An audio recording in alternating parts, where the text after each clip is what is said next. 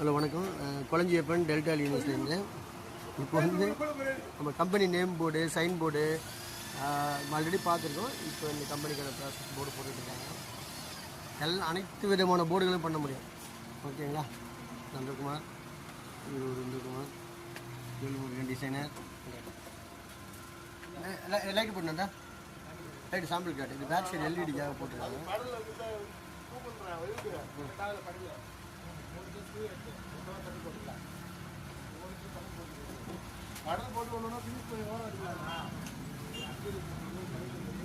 இந்த பக்கம் காட்டு. Okay okay super. அந்த போர்டு அங்கே போட்டிருக்கா? FG out put